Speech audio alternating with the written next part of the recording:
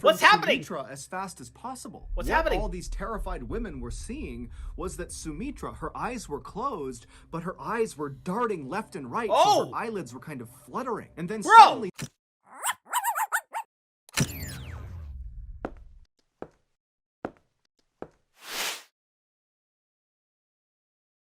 Hey guys, my name's Dan, and today's reaction comes from MrBallen.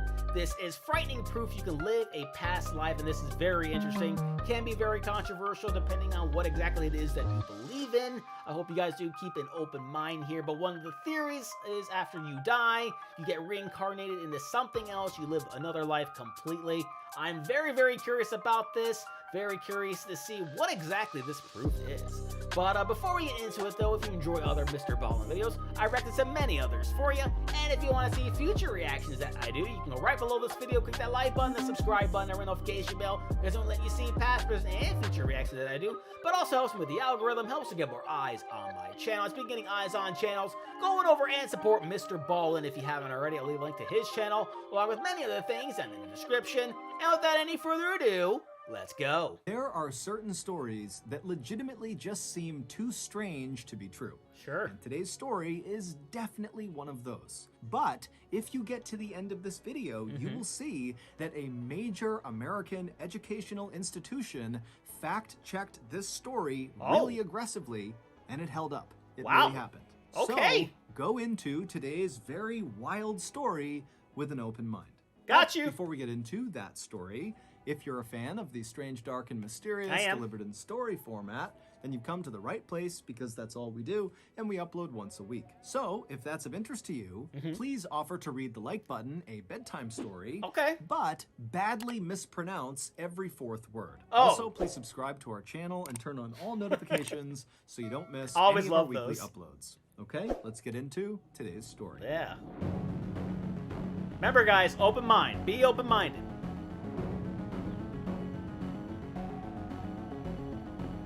Beyond the Veil.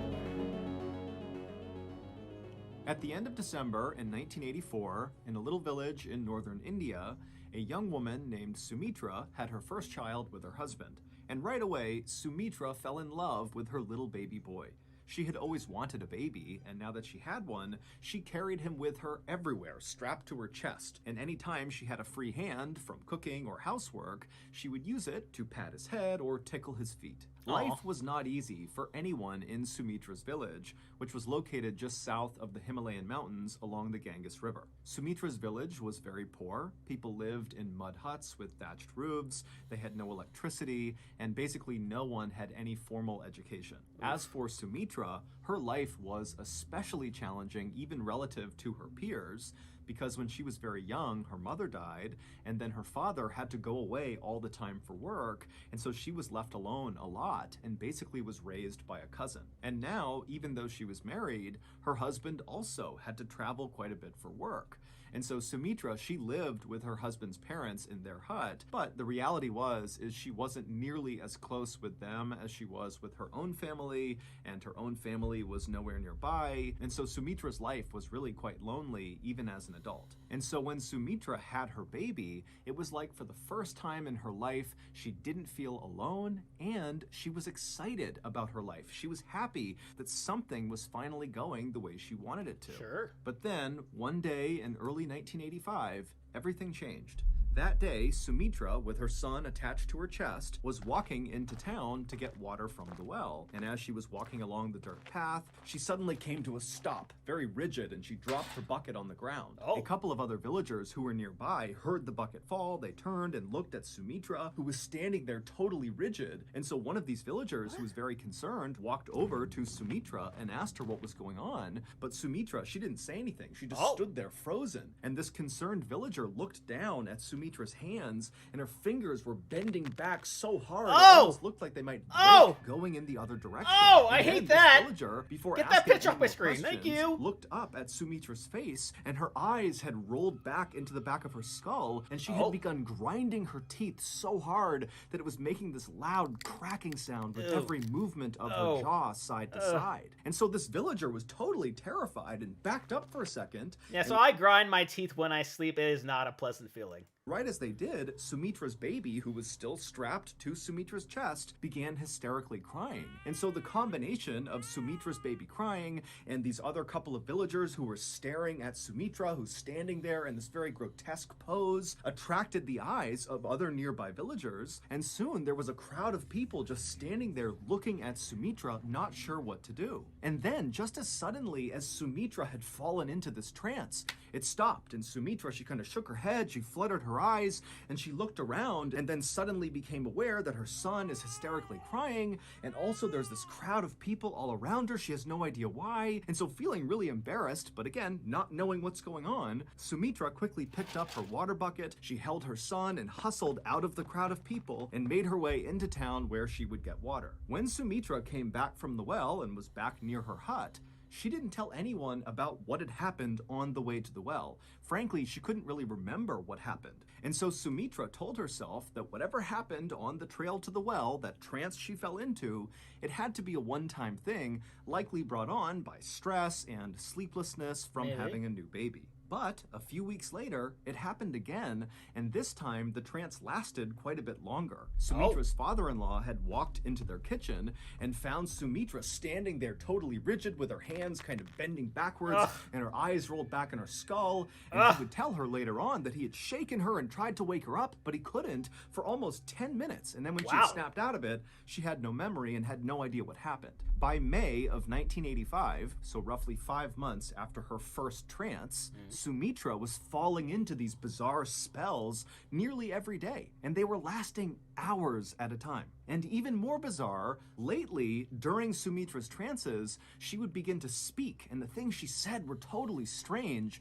Typically, she would bark out cries for help. She would say her head was being crushed and someone needed to help her. Oh my God. And then suddenly her voice would drop down to a whisper, and she would say, "All I can see is darkness." Sumitra's family would contact the local medicine man, who would come out and examine Sumitra, but he couldn't figure out what was wrong with her. Besides her trances, there seemed to be absolutely nothing wrong with her. She was the picture of good health. And then on July 16th, 1985, so roughly 6 months into these trances, Sumitra would fall into another trance while she was cooking, and during this trance, she would speak. Except when she spoke, she was very calm, and she just said, "In 3 days, I'm going to die." By this point, Sumitra was terrified of whatever was happening to her, and she was totally exhausted, and so was her family. Sumitra had stopped caring for her son, who was now about 8 months old, because she was afraid that at any moment she could fall into a trance and accidentally hurt him. And so her mother-in-law had basically become the boy's mother, and also Sumitra's husband, who was the primary breadwinner for the family, was forced to stop traveling for work and just stay home and help out with Sumitra and his son. Finally, on July 19th, 1985, so this was the day that in her trance, Sumitra had predicted she would die.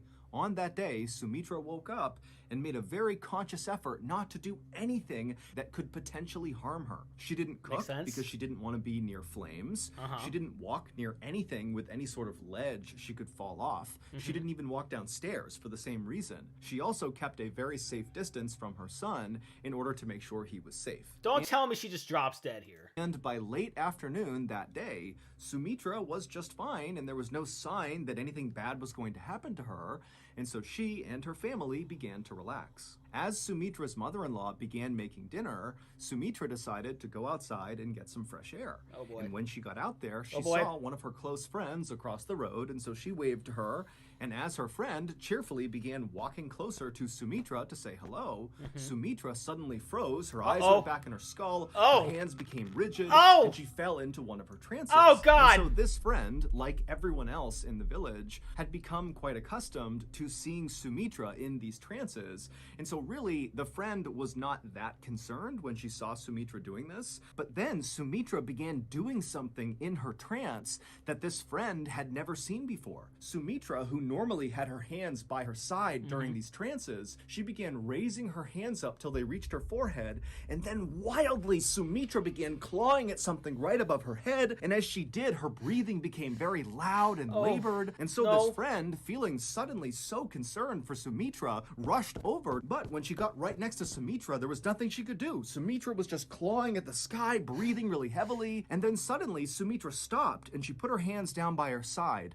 and she went back to this rigid pose, and then out of Sumitra's mouth came this horrible, low, rattling moan sound. It was just a constant sound that came out of her, and it got deeper and deeper and deeper until Sumitra's voice kind of cracked.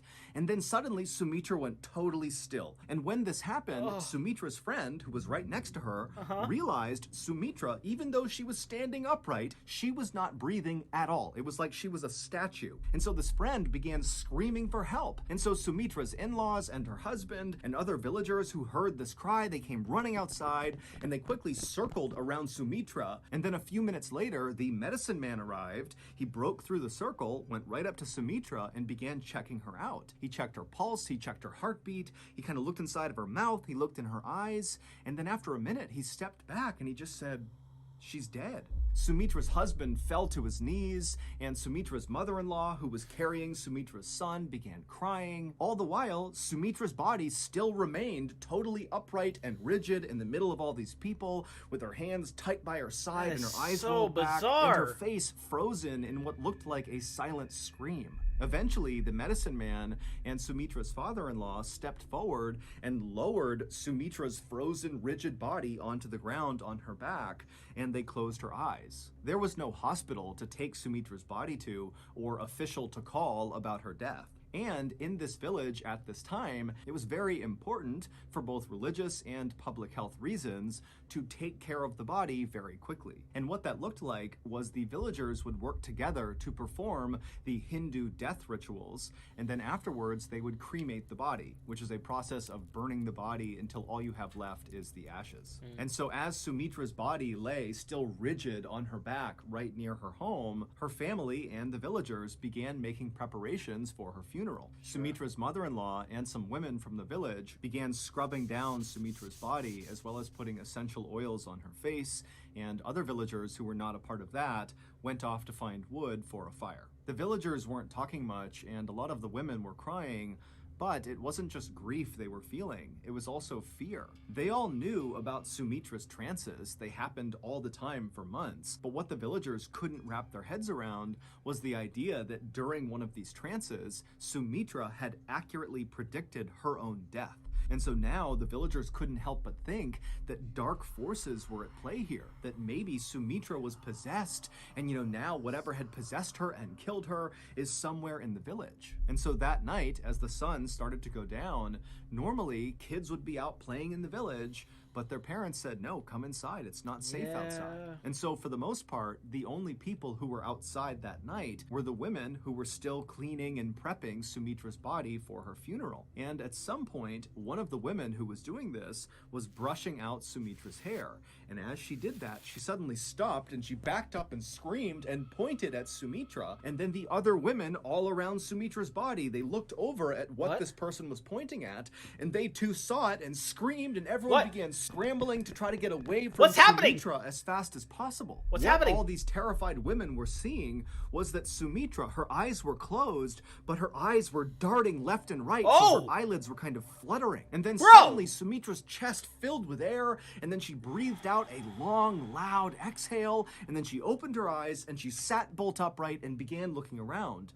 And the other women who were terrified, they're looking at her, and they were struck by how completely healthy and normal Sumitra now looked, even though for the past 45 minutes, she didn't have a heartbeat and was totally pale and looked completely dead. Sumitra wiped the essential oils from her face, and then she stood up, and as she did, the medicine man, he had heard all the commotion and ran over, and he ran to Sumitra and kind of assisted her and got her to stand on her feet because she was a little bit wobbly. And then the medicine man performed a checkup on Sumitra, checking her heartbeat, her pulse. He looked in her mouth, he looked at her eyes, and then he asked Sumitra, how are you feeling? And Sumitra said, I'm okay. And then the medicine man, he kind of turned to face this now huge crowd of onlooking villagers, and the medicine man had a big smile on his face, and he said, you all have just witnessed a miracle. Sumitra is back from the dead.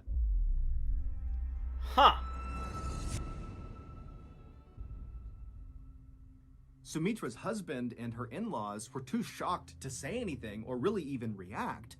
But then suddenly, Sumitra's husband was overcome with joy, and he ran forward to hug Sumitra. But as Sumitra turned and saw him coming towards her, she backed up suddenly and put her hands out to protect herself from her husband. And immediately, the medicine man, he kind of stepped in between the husband and Sumitra, and he patted the husband on the shoulder and said, you know, she's been through something very traumatic. You need to give her time and space to recover. And everybody in the village who saw this happen, they were accustomed to whenever Sumitra fell into one of her trances, when she came out of them, she oftentimes was a little bit confused. And so they all just kind of assumed that this is what was happening, but on a bigger scale. You know, this is a really intense trance they've seen, but she's just confused. She'll be okay soon.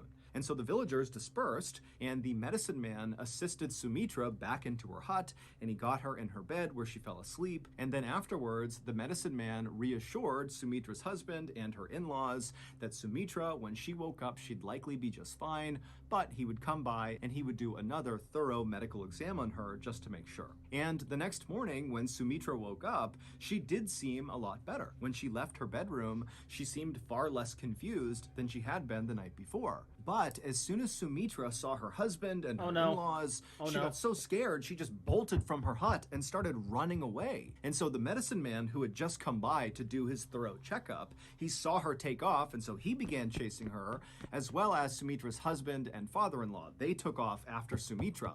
And finally, when Sumitra's husband caught up to Sumitra, he grabbed her by the arm to stop her, and Sumitra ripped her arm away from him, and she said, "How dare you touch another man's wife?" And as the husband kind of ushered Sumitra back towards their house, she continued to say, "You're not my family, this is not my home." And then finally, Sumitra's husband and the medicine man had to literally drag Sumitra to get her to go back inside the hut. And as they dragged her inside, she kept screaming that her name was Shiva Duetti and her in-laws had killed her. Over the next couple of days, the medicine man and Sumitra's family tried everything they could to try to snap her out of what seemed like a really long trance, but nothing they did worked. It seemed like Sumitra had just kind of lost her mind. Sumitra began refusing to touch her beloved son, and instead would demand that someone bring her Rinku and Tinku, but when no one knew who or what she was talking about, Sumitra would just get furious. Sumitra had never gone to school and so did not know how to write,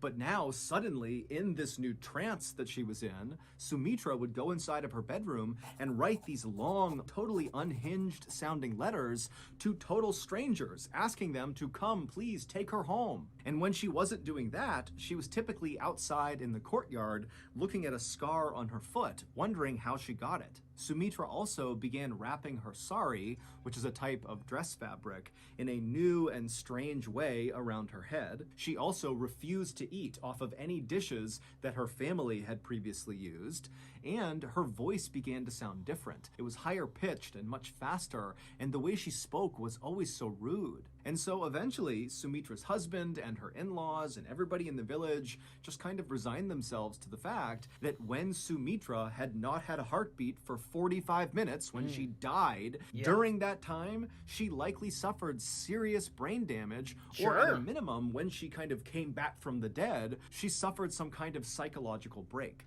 And so after not having oxygen go to your brain for that long. That was why she was acting the way she was. And soon, people just stopped trying to break Sumitra out of this trance she was in, and instead, they all focused on just trying to keep her from running away or hurting herself. And then one day, on October 20th, 1985, so 3 months after Sumitra had died for 45 minutes, Sumitra's family heard a knock on their front door. When Sumitra's husband went to the door and opened it up, he saw there was this older gentleman standing there wearing a suit and nice shoes, standing several feet back from the door, as if he was kind of shy but felt compelled to knock on the door. Now, right off the bat, this man looked totally out of place to Sumitra's husband.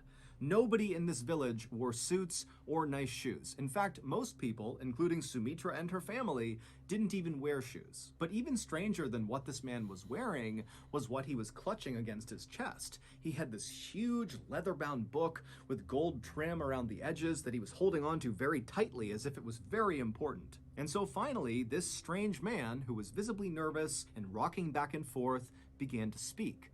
But his voice was so low, Sumitra's husband had to lean forward just to hear him. The man said his name was Ram Tripathi, and he wanted to know if there was a young woman living in this home who had recently begun acting differently. Sumitra's husband had no idea who Ram Tripathi was. He didn't know this guy. He certainly didn't know where he came from. But what was going through his head was, how is this stranger who's dressed in a funny way, who's got this weird book, how is he aware of the issues my wife is having?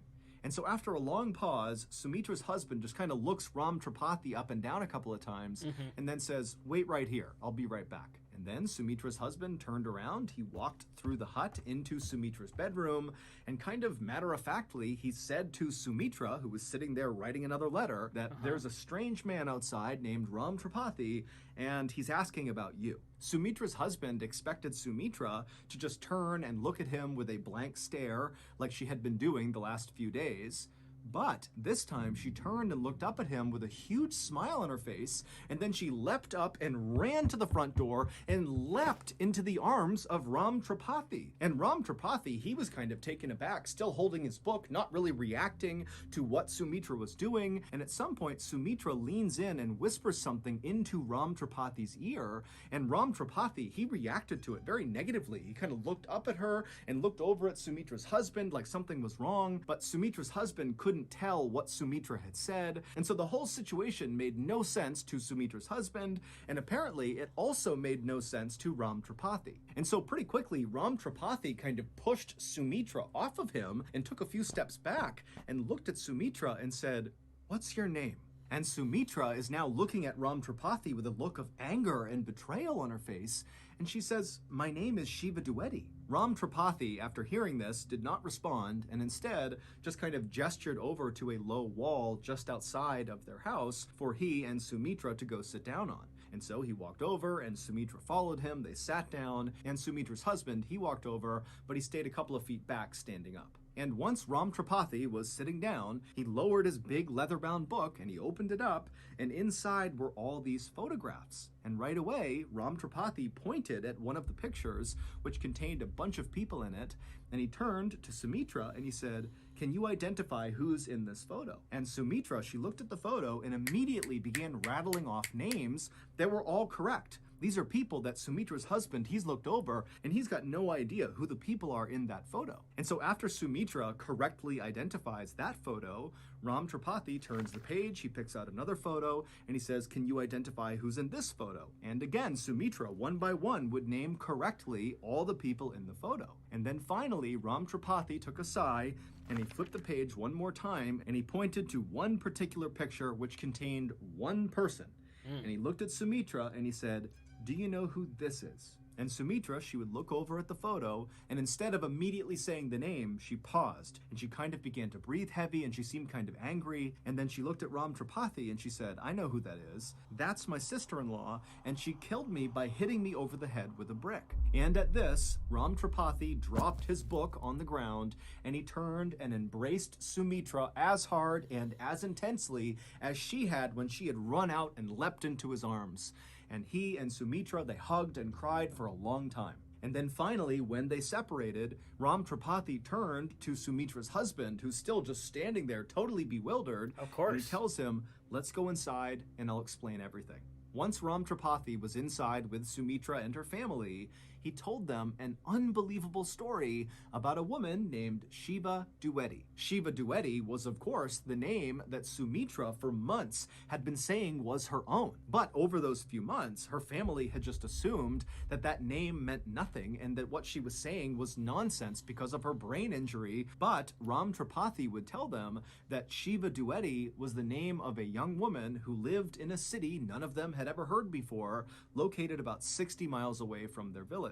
He would tell them that Shiva was a very wealthy woman who was college educated, and she had 2 young sons. And it would turn out that Shiva's youngest child was born almost on the same day that Sumitra's child was born in December of 1984. But unlike Sumitra, who after the birth of her child felt like her life got so much better, she loved her family, she was excited about the future, for Shiva, it was the opposite. When her first child arrived, it was like her life got worse and worse and worse. Shiva's in-laws had grown to hate her. They didn't like that she was so well educated, and they hated the family she came from. And so by early 1985, when by this point Sumitra was regularly falling into those trances with her eyes rolling back and her teeth gnashing, the tension and fighting in Shiva's home, 60 miles away, was reaching an almost unbearable level. Shiva began writing these long letters that she would send to her family far away, where she would detail waking up almost every night with nightmares, screaming.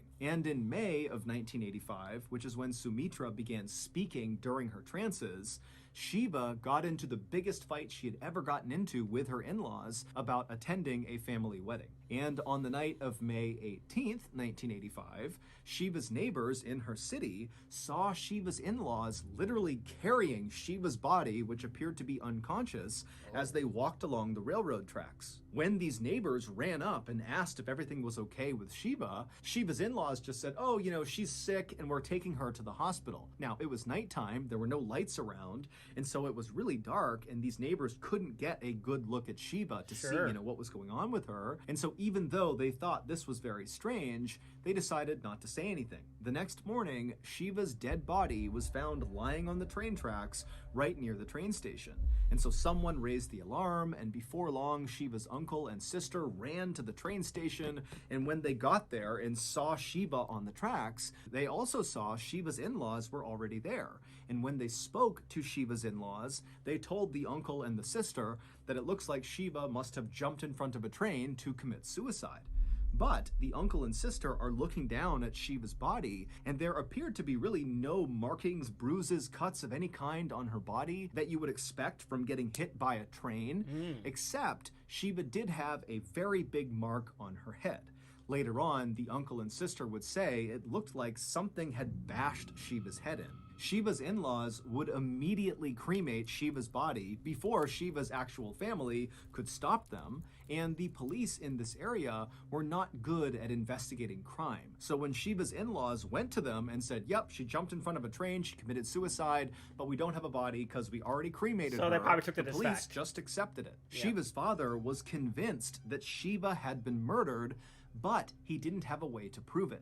Until Sumitra appeared to die on July 19th, 1985, and then came back to life, claiming to be Shiva. Shiva's father had heard a rumor about some girl in a village 60 miles away claiming to be his dead daughter. Okay, so that's now, why. At first, Okay. Shiva's father did not believe this, but eventually he decided he would go to the village and test this girl to see if maybe it was true. And so on October 20th, 1985, Shiva's father put on his best suit and his nicest shoes. He brought his leather-bound photo book and he headed to Sumitra's village and knocked on her hut. Ram Tripathi was Shiva's dad. When Sumitra at first ran outside and leapt onto Ram Tripathi and hugged him and then whispered something into his ear that Sumitra's husband saw happening but couldn't hear what she said, and then Ram Tripathi, when he heard what she whispered, he kind of recoiled and acted angry for a second.